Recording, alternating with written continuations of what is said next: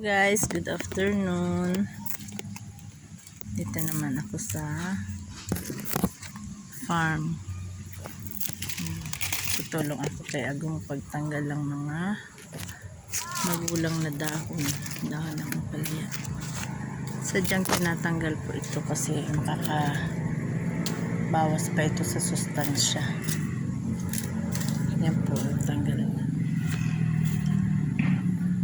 Monday to Friday nasa school, teacher.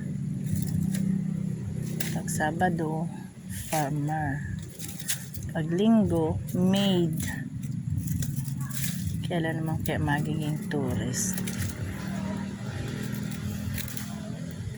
Ayan. Tinatanggal po ang mga magugulang na dahon.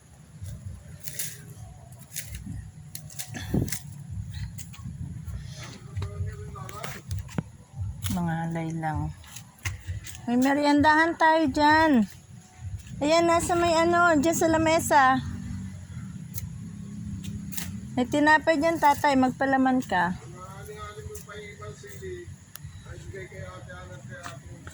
Sandali, nagtatanggal ako ng mga dahon. Ayan. Ha? Nandiyan na papatungan ng timbangan yung tinapay. Magpalaman ka na lang. Mamaya kukunin ko. Ha? Pag di kinuha ni Badong yung ampalaya, di dadali natin dun sa kausap po sa palengke.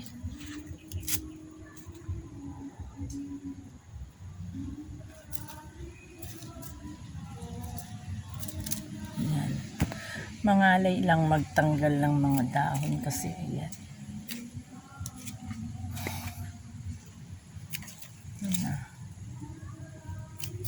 Tanggal po talaga yan.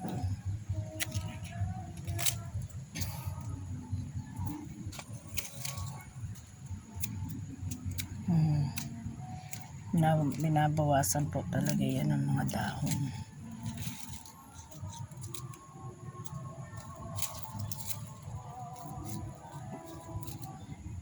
Konting ingat pagtatanggal kasi baka maputol ay yung productive pang sanga.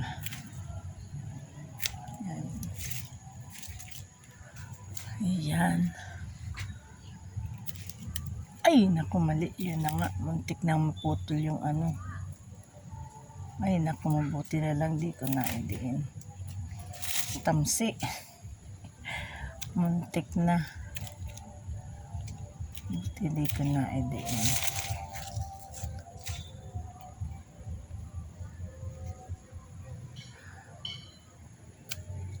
Yan, may bunga dito. Kakaduling.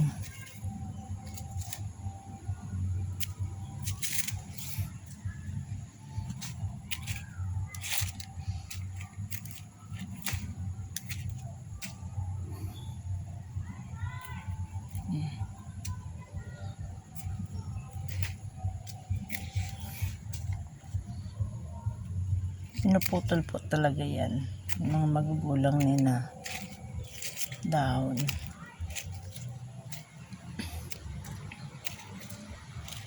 Kasi dagdag pabigat pa yan dyan sa ay. Ang palaya. Uy, paghahangin, ayan, bumababa ako. Gapangan, gumagalaw.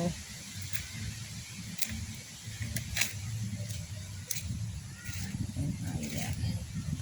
Nalundo na.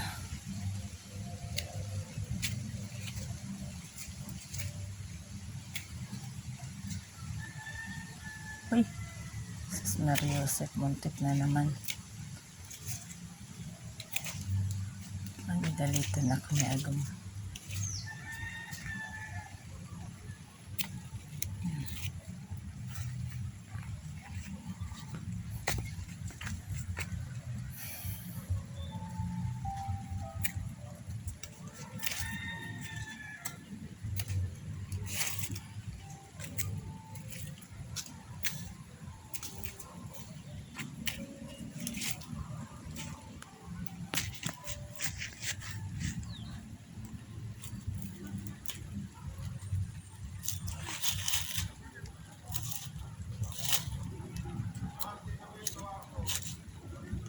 Ha?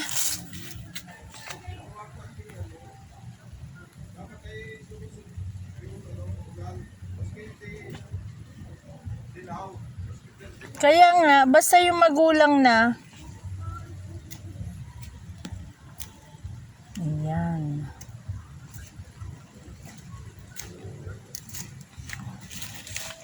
Hindi man pala nauulan nandito sa ano, no?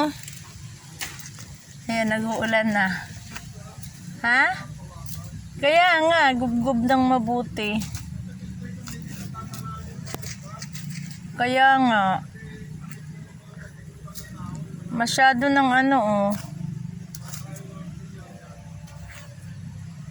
Ang lago ng mabuti. Ayan. Kaya nga.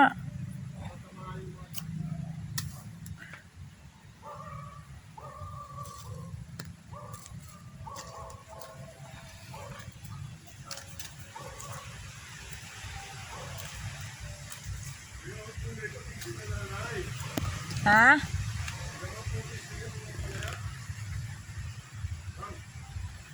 Oo. Okay, bye-bye na guys. Nautusan ako ni Bossing. Laki oh. Laki na ang palaya. Laki na ang palaya. Yan, di pa po yung kinuha kasi mga kulang pa ang size nila. Yan. Bye-bye na guys. Nag-uulan na.